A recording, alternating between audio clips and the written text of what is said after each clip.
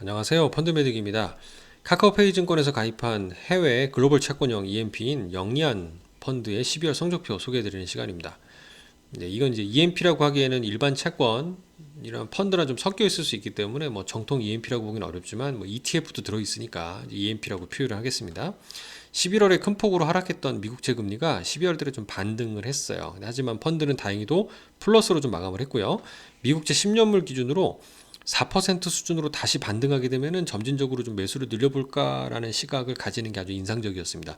이번 달에는 아주 코멘트가 좀 큰 도움을 주신 것 같아요. 예, 0.34% 힘든 달이었는데도 좋은 성과를 좀 내준 것 같습니다. 예, 이 부분이죠. 파란색이 미국제 10년물 금리인데요. 이게 이렇게 급격히 11월 달부터 하락을 합니다. 그러면서 이제 이 펀드의 기준 가격도 급격히 상승을 하는 거죠. 근데 이 부분이 이제 12월 달 되면 이렇게 되돌림, 반등이 나왔어요. 근데 그때 하락을 하죠. 하지만 월간으로는 어떻게 잘 이렇게 망아졌다라는 얘기입니다. 참고로 빨간색이 펀드고요. 파란색, 녹색은 이제 벤치마크, 비교 지수가 되는 이제 글로벌 투자 등급의 채권, 네, 투자 등급 채권의 벤치마크가 되겠습니다. 대략 한 90% 정도만 담았다라고 추정한 건데 이거랑 비슷한 궤적으로 움직이는 걸 볼 수가 있죠. 운용 성과나 월간 현황은 지난 11월부터는 확실히 미국채 금리가 고점을 찍고 내려오다 보니까 반등하는 모습들이 연출이 되고 있습니다. 주요 섹터별 비중으로 보면 이 펀드의 특징은 선진국, 신흥국 특정 지역에 몰빵하기보다는 적절히 분산하는 글로벌 채권형이다라고 말씀을 드릴 수가 있겠고요.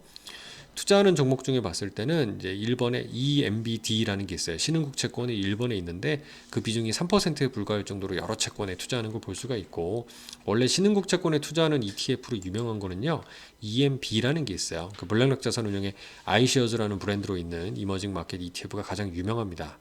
예, 이게 규모도 상당히 크죠. 이게 빌리언 조 단위니까 16조, 한 7, 8조 정도 되는 큰 규모임에 반해서 EMBD라는 거는요, 미래에셋 자산운용에서 운영하고 있는 미국에 있는 브랜드 글로벌 X 브랜드로 있는, 그러니까 미래에셋 펀드가 또 미래에셋 자기 자사 브랜드 ETF에 담은 거죠. 미래에셋 참 좋겠어요. 이 비용은 다행히 똑같습니다. 0.39로 규모는 좀 작지만 좀 핵심적인 건 뭐 성과가 아니겠습니까? 성과는 EMBD가 훨씬 좋습니다. 그래서 성과 좋은 거 담았으니까 뭐라고 할 수는 없습니다. 잘 하니까요. 이 부분은 뭐 EMBD를 담아도 상관없지 않을까라는 생각도 들고, 코멘트를 좀 살펴봤습니다. 코멘트를 살펴보면 특징적인 내용을 적어보면 글로벌 국채금리 전반이 12월에 반등했잖아요.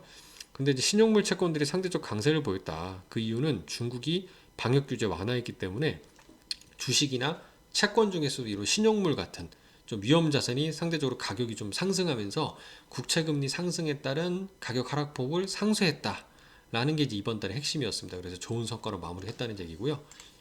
이제 향후 정책, 그 향후 운용 계획에 대해서 살펴보게 되면 이제 앞으로 통화 정책 방향성이 아직 바뀌었다고 판단하기는 여전히 파월도 그렇고 매파적인, 아직도 금리 올릴 거야라고 계속 얘기를 하고 있는 점을 좀 우려해야 된다라고 보는 거고요. 다만 이제 막 늘리기에는 다시 이제 반등해서 이제 채권 금리가 상승할 수도 있기 때문에 이제 그 시점을 국채 10년물 금리가 4% 상회하는 구간으로 판단하고 계셨어요. 근데 왜 그런가를 살펴보면 이렇습니다.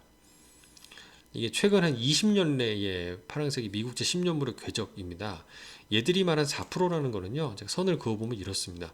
지난 한 2011년 이전으로 봤을 때는 도달했다가 하락했다가 한 평균적인 수준이었던 것 같아요. 그러니까 거의 한 10년 전 이전으로 돌아간 채권 금리 수준의 평균 수준을 아마 상단으로 보고요. 요 상단이 아마 저항선이 되지 않을까라고 생각을 한 것 같아요. 만약 이거를 추세적으로 뚫고 올라간다 그러면 정말 큰일 날 텐데 아마 지금 그 정도까지로 예상하는 건 아니고, 지금 이때 급격히 튀어오른 거 보이시죠? 반등을 해서 한 4% 넘으면 다시 한번 늘려보자라는 시각을 가지고 계신 것 같아서 확실히 2023년 올해에는 경기도나 침체에 대비하는 좀 채권에 투자하는 전략이 유효하지 않을까라는 생각이 듭니다. 영리한 채권 기준 가격도 좀 많이 반등하겠네요. 감사합니다.